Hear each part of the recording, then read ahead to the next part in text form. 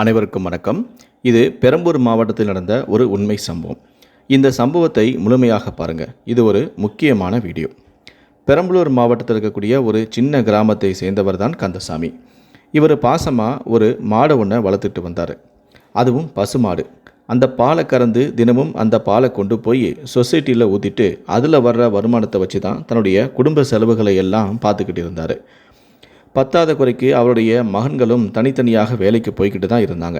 இருந்தாலும் இந்த மாடு இவரை விட்டு பிரியவே பிரியாது. என்றைக்குமே இவர் கூடயே தான் இருக்கும்.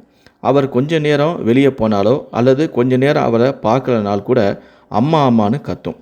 அந்த அளவுக்கு அந்த மாட்டை அவர் ரொம்ப பாசமாக வளர்த்துக்கிட்டு வந்தார். இப்படி இந்த சூழலில் கந்தசாமி என்ன பண்ணுறாருன்னா, ஒரு சின்ன வேலையாக பக்கத்து கிராமத்துக்கு போயிருக்காரு. ஒரு 2 நாளில் வந்து விடலான்னு நினச்சி தான் போயிருக்காரு. ஆனால் அங்கே சில காரியத்தால் வேலையால் திரும்பி அவரால் சீக்கிரமாக வர முடியலை. கொஞ்சம் லேட் ஆகுது. கிட்டத்தட்ட 7 நாளைக்கும் மேலே ஆகி போச்சு. இவங்களும் வீட்டில் உள்ளவங்களும் ஃபோன் பண்ணி மாடு சரியாக சாப்பிட மாட்டேங்குது, தீனி போட மாட்டேங்குது, கொஞ்சம் வாங்க அப்படின்னு சொல்கிறாங்க. ஆனால் அவரோ இன்னும் 2 நாள் ஆகும், வந்த வேலை இன்னும் முடியலை, அதுக்குள்ளெல்லாம் என்னால் வர முடியாது, கொஞ்சம் வெயிட் பண்ணுங்கள், மாட்டை பத்திரமா பார்த்துக்கங்கன்னு சொல்கிறாரு. கந்தசாமியும் சொல்லிவிட்டு ஃபோனை வச்சிடறாரு. அந்த சமயத்தில் பார்த்தீங்கன்னா மாட்டுக்கு உடம்பு ரொம்ப சரியில்லாமல் போயிடுது. தண்ணி குடிக்கவே மாட்டேங்குது, தீனி சாப்பிடவே மாட்டேங்குது, சாணமும் ஒழுங்காக போட மாட்டேங்குது. இதே மாதிரி பண்ணவும் வீட்டில் இருக்கிற எல்லாருமே பயந்து போய் கால்நடை மருத்துவரை ஃபோன் பண்ணி வர சொல்கிறாங்க. அவரும் வந்து பார்க்குறாரு. பார்த்துட்டு செக் பண்ணி பார்த்துட்டு கொஞ்சம் மருந்துகளை எல்லாம் கொடுத்துட்டு போகிறாரு. மறுநாள் மாடால் தலையை சுத்தமாக தூக்கவே முடியல, தீனியும் அதால் சாப்பிடவே முடியல. திரும்பி வந்து டாக்டருக்கும் கால் பண்ணுறாங்க. டாக்டரும் வராரு. அப்போ அவர்கிட்ட, டாக்டர், நேற்று நீங்கள் பார்த்துட்டு போன மாடு தான் இது. நேற்று நீங்கள் மருந்து கொடுத்தப்புறம் கொஞ்சம் நல்லா இருந்த மாதிரி இருந்துச்சு. ஆனால் இன்றைக்கி சுத்தமாக தலையை தூக்கவே அதால் முடியலை. என்ன ஆச்சுன்னு பாருங்கள் டாக்டர் அப்படின்னு டாக்டர்கிட்ட சொல்கிறாங்க.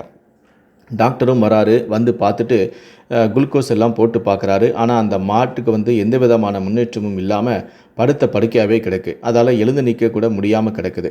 இதை பார்த்த டாக்டர் என்ன சொல்கிறாருன்னா, இப்படியே நீங்கள் இந்த மாட்டை விட்டிங்கன்னா அது செத்து போயிடும். இப்போவே நீங்கள் கொடுத்தீங்கன்னா கறிக்கு போகிறவங்களாவது வாங்கிப்பாங்க, இல்லைனா நீங்கள் வீணாக தான் இந்த மாட்டை புதைக்கணும் அப்படின்னு சொல்கிறாரு. அப்படி சொன்னதை கேட்டுட்டு அங்கிருந்த எல்லாருமே அழ ஆரம்பிச்சிட்டாங்க. உடனே டாக்டர் சொன்னதை கேட்ட உடனே தாத்தாவுக்கு பேரன் ஃபோன் போடுன்னு பேரன் தாத்தா கந்தசாமிக்கு ஃபோன் போடுறான். தாத்தா பாசமாக வளர்த்த மாடு என்ன பண்ணலான்னு அவரே வந்து முடிவு செய்யட்டும். மாடு இப்படியே சாவறதா இருந்தாலும் சாகட்டும், இல்லை கறிக்கு கொடுக்கறதா இருந்தாலும் அவரே வந்து முடிவு பண்ணிக்கிட்டோம். தாத்தா இல்லைனா இந்த மாடு இருக்காதுன்னு சொல்லிட்டு உடனே தாத்தாவுக்கு ஃபோன் போடுறாங்க. அவரும் அவசரமாக போன வேலையெல்லாம் பாதிலே போட்டுட்டு உடனே ஊருக்கு வந்துடுறாரு. அவர் அங்கே வரதை பார்த்த உடனே மாடு கண்ணால் அவர் வரதை தூரத்தில் பார்த்த உடனே அம்மானு கற்றுக்கிட்டு டக்குன்னு எழுந்து நிற்குது. இதை பார்த்த தாத்தா வீட்டில் இருந்த அத்தனை பேருக்கும் ஆச்சரியமாக போச்சு. என்னடா இது, நாம் இத்தனை நாளாக தண்ணி வைக்கிறோம், சாப்பாடு போடுறோம், சாப்பாடு எதுவுமே சாப்பிட்றதில்ல. டாக்டர் வந்து பார்த்துட்டு இந்த மாடு அவ்வளோதான் செத்து போயிடும், சீக்கிரமாக கறிக்கு கொடுக்குறதா கொடுங்க, இல்லைனா வந்து நீங்கள் வேஸ்ட்டாக புதைக்க வேண்டியது இருக்கும் அப்படின்னு சொன்னார். ஆனால் தாத்தாவை பார்த்த உடனே இந்த மாடு எப்படிடா டக்குன்னு எந்திரிச்சு நிற்குது. எல்லாரும் அந்த மாட்டையை வந்து ஆச்சரியமாக பார்த்துட்டு இருந்தாங்க. டாட்டாவும் பக்கத்தில் வந்து என்ன செஞ்சாருன்னா, மாடை தடவி கொடுத்துட்டு, என்னாச்சு உனக்கு, ஏன் நீ சரியாக சாப்பிடவே இல்லை அப்படின்னு சொல்லிட்டு தாத்தாவை பார்த்ததுமே மாடு தன்னுடைய நாக்கால் வந்து தாத்தாவை வந்து நக்குது. உடனே தாத்தாவும் தரையில் வந்து தண்ணியை மோண்டு வச்சுட்டு மாடுகிட்ட வந்து பேசுகிறாரு. எனக்கு என்னமோ ஆயிடுச்சுன்னு நீ பயந்துட்டியா? எனக்கு ஒன்றும் ஆகலடா தங்கம், நான் ஒரு சின்ன வேலையாக பக்கத்து ஊருக்கு தான் போயிருந்தேன் அப்படின்னு சொல்கிறாரு. மாடும் தாத்தா வந்து தண்ணியை வச்ச உடனே அந்த தண்ணியை லைட்டாக மோந்து பார்க்குது. அதுக்கப்புறம் அந்த தண்ணியை வந்து குடிக்க ஆரம்பிக்குது. ஒரு வாரமாக தண்ணி குடிக்காத அந்த மாடு தாத்தா வந்து தண்ணி வச்சதுமே நல்ல தண்ணியை குடிச்சிருச்சு.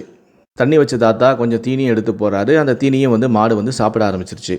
இதை பார்த்த எல்லோருமே வந்து ஆச்சரியப்பட்டாங்க. தாத்தா மேலே இந்த மாடு இந்த அளவுக்கு பாசம் வச்சுருக்கா. தாத்தாவை பார்க்கல அப்படிங்கிறதுக்காக தாத்தா செத்து போயிட்டார் அப்படின்னு நினச்சி இந்த மாடு இவ்வளோ நாளாக கவலையாக இருந்திருக்கு.